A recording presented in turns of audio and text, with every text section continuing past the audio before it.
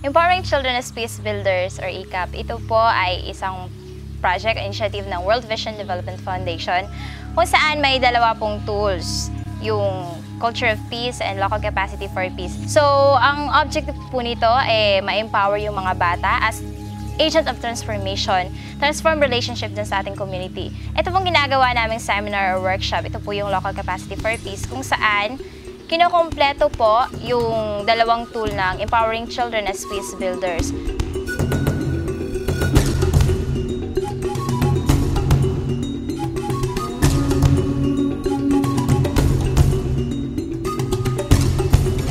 Kami po, yung 16 facilitators ng Local Capacity for Peace ay gumawa po ng module para as guidelines kung paano namin ma-mainstream or kung paano namin ma-share yung learnings namin about local capacity for peace sa mga kabataan. First time sa Philippines, itinitrain kami mga bata para mag-share ng mga experiences namin about LCP.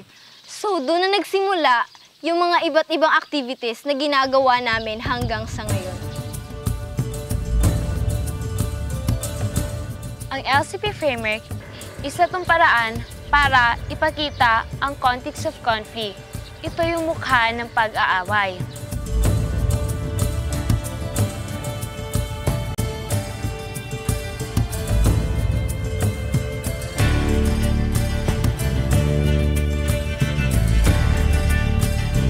Sa ating komunidad, may dalawa tayong realities na tinatawag nating dividers or capacities for war at connectors, local capacities for peace. Importanteng malaman nating mga bata kung ano yung dividers. Alam naman natin na sa iba't ibang komunidad, nagkakaroon talaga ng conflicts. Kasi conflict is natural. Ang importante dito ay malalaman natin kung sino-sino ang mga grupo na nagkakaroon ng conflict. Sa tulong ng LCP, mas maintindihan natin kung ano yung dahilan ng kanilang pag-aaway. Dahil sa pamamagitan ng 5 categories ng dividers. Una, systems at institution. Sistema, pulisiya at institusyon na mas pinapaboran yung isang grupo. Pangalawa naman ang attitudes and actions. Ito ang pag-uugali at kilos na inaapakan ang mga dignidad ng ibang tao o kakayahan ng ibang grupo ng mga tao. Sa pangatlo naman ang different values and interests. Ito ang pagpapahalaga at interest ng dalawang grupo na nagdudulot ng conflict o tension. At ang pang-apat naman ay ang different experiences. Ito ang mga iba't ibang karanasan ng dalawang grupo na nagdadagdag ng tension sa pagitan nila. At ang pang-5 naman ay ang symbols and occasions. Ito ang simbolo at okasyon na mahalaga o sagrado sa isang grupo pero hindi ginagalang sa isang grupo. Dapat nating maintindihan ang dividers upang mabawasan at di madagdagan ang kaguluhan at di pagkakaunawaan sa komunidad.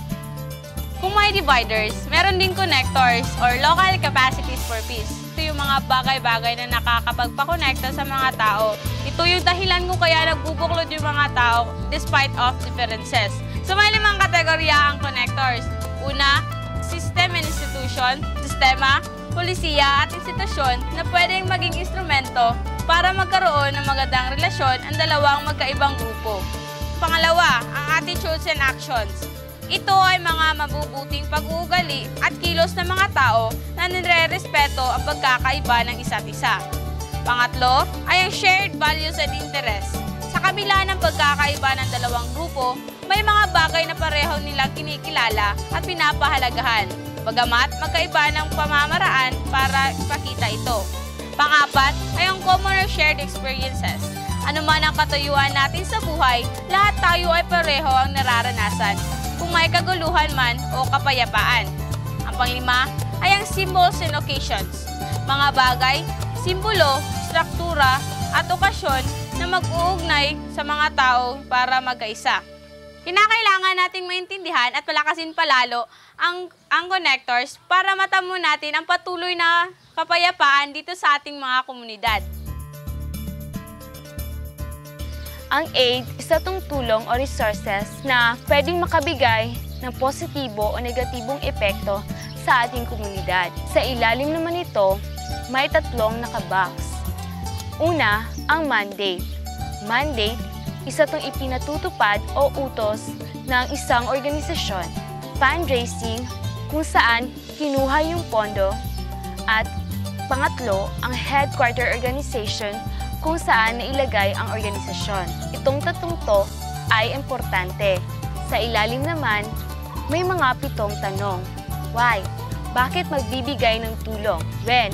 Kailan ibibigay ang tulong? What?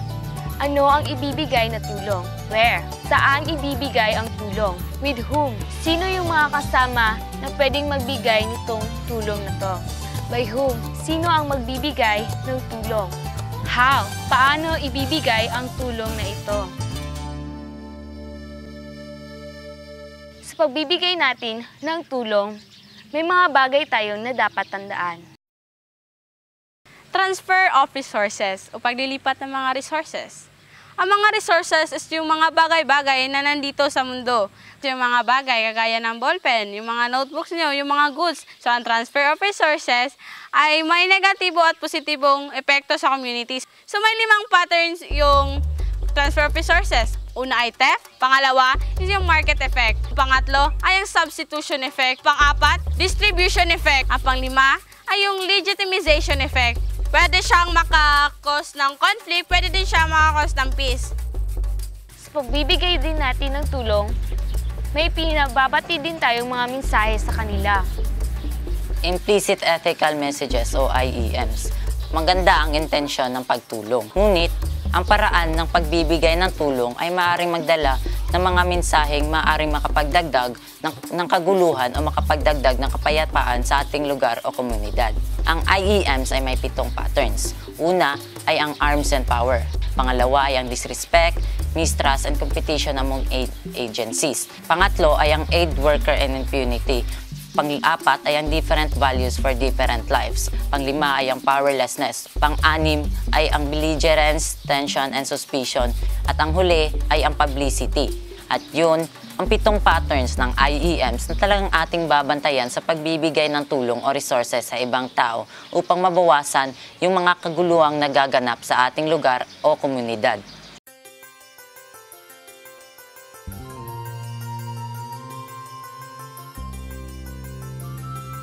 Ang project impact analysis ay ang pagsusuri kung meron bang impact o epekto yung aid sa dividers and connectors, kung nakapagbibigay man ito ng magandang relasyon o nakapagre-resulta ito ng hidwaan. Kung ito man ay nakakapagpababa o nakakapagtaas ng magandang relasyon o ang pagkakaroon ng kapayapaan, gayon din kung ito man ay nakakapagdagdag o nakakapabawas sa namumuong hidwaan.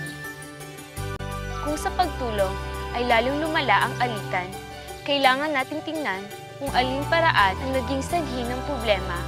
Kailangan nating gumawa ng alternatibong solusyon o options at i-redesign ang pagbigay ng tulong.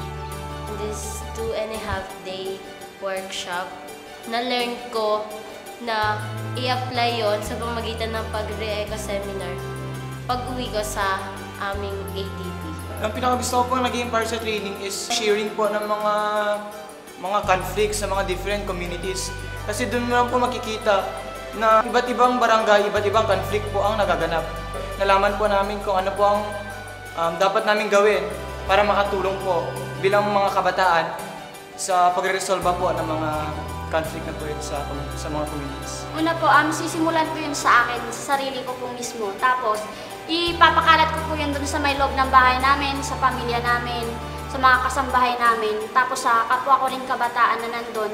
Para naman po sa gayon, may share din po nila sa mga pamilya nila, sa mga magulang nila, para po kumalat din po yung balita na yun dun sa komunidad namin na kailangan po talaga na magkaroon ng kapayapaan para po mas maganda pong tignan na nagkakaisa na yung mga tao sa loob ng barangay. Children are very influential. Kaya nga po, kami mga kabataan is ini-encourage po namin yung ibang bata na tumulong sa amin makiugnay sa pagsulong ng kapayapaan through training seminars ng Local Capacities for Peace.